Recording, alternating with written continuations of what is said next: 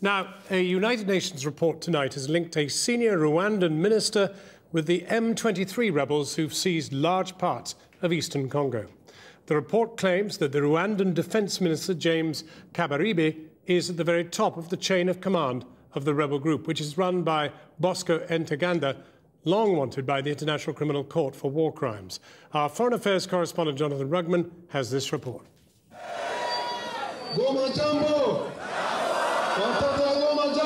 In eastern Congo today, M23 rebels struck a liberating pose before a large and apparently welcoming crowd. They're not just defying Congo's government, but the UN Security Council, which is now demanding they withdraw, as well as a UN report released today, which says an indicted war criminal is in command. Congolese police welcomed their new masters with a dance after handing over their weapons, along with thousands of defecting soldiers. The UN report says M23 has carried out executions, murders and rape. But today its spokesman said his men were sent by God.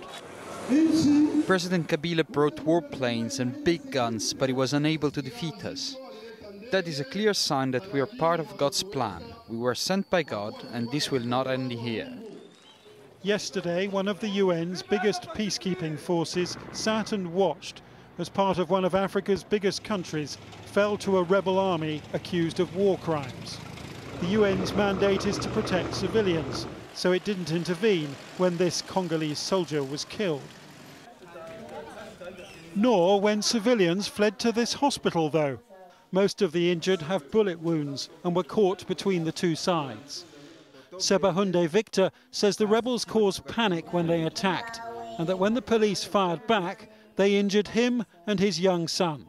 We have now 48 patients. They are coming from their houses where they've been hidden, even some other hospital looking for good health care in a hospital. M23 took Goma, a city of about 1 million people, after brief resistance. Today they captured the town of Sake, despite a UN peacekeeping force there. Next may be Bukavu, trading capital for the region's all-important mineral wealth. M23's ultimate goal? Congo's capital, Kinshasa, nearly 1,000 miles away. In that capital, Congolese are furious at their government's weakness. Millions died at the hands of rebels and foreign armies in the 1990s. So when the current Prime Minister predicted victory today, claiming no effort would be spared, millions must have hoped they could believe him. The M23 has, according to a UN estimate, only about 1,500 men, which has led many to believe that it couldn't get as far as it has without neighbouring army support. The army of Rwanda, to be precise. A report by a UN expert panel released today says that Rwanda's Defence Minister, James Kabarebe, is at the top of M23's chain of command. That M23 has recruited child soldiers in Rwandan villages. That Rwanda has provided M23 with heavy weapons and ammunition, with Rwandan troops clandestinely supporting M23 attacks. Even that Rwandan troops protect Bosco Ntaganda, M23's commander, who's been indicted by the UN for war crimes. Ntaganda is wanted for murder, rape and sexual slavery.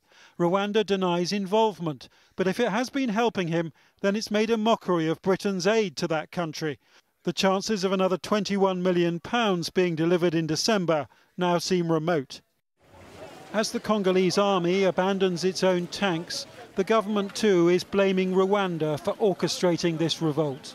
The real booty at stake here is not cars, but Congo's diamonds and its gold.